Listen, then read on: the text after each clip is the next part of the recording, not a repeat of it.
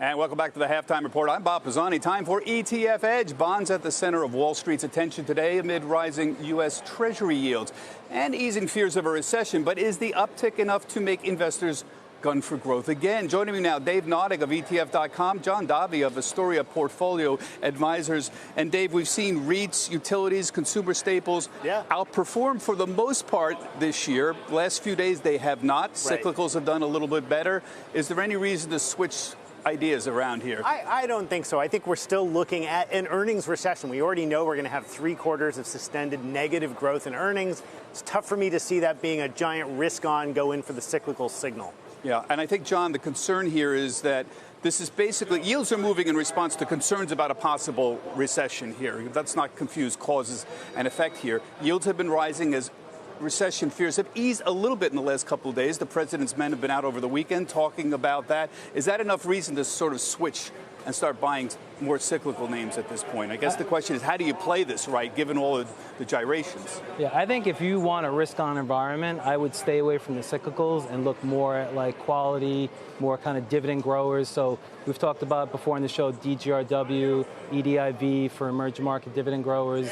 We still like emerging markets and international markets. There's a greater margin of safety. I think there's 3 things you want to wait for a risk-on period. First of all, you need real progress in the trade tariffs, and we haven't had that yet. But you want the yield curve to stop flattening, right? You really want it to inflect higher and steepen. Second, I think you want to have central banks actually start to stimulate.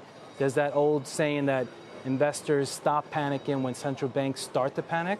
So there's no reason why Fed funds rate should be above the 30-year Treasury at this point. So I think we need a meaningful drop, in cut in rates. And then the last thing, I think, like Dave said, you want to have some stability in earnings. So those 3 things I wait for risk on. And Dave, people always ask me, if yields really are bottoming, what's the right way to play it using ETFs? What do you like in terms of yield plays these days? I see junk, JNK has been moving the last few days. Not a big fan of going into junk because of the problem with corporate earnings. Those can be riskier than they look. I actually think agency mortgage backs are the play here. MBB, iShares, mortgage backs ETF. 7 basis points, 2.5% yield, 3 or 4 year duration. That's kind of the sweet spot for me right now. And that's been a slow gainer all throughout the year. And yeah, it's slow. Almost a play on the home builders as well. They a little bit. There's some risk there of early prepayment penalties, things like that, and that hurting. But honestly, the yields there for the risk you're taking really do seem like that sweet spot for most investors. Is there any way to play this with a contrarian play, John? Is there any way to argue that one should go long cyclical stocks and short defensive names at this point? There's ways to do that using ETFs. Yeah, direction is a long, short, cyclical versus defensive ETF. So if you're you want to play that view, there's a short-term tactical trading vehicle you can use. Anywhere else to go on that?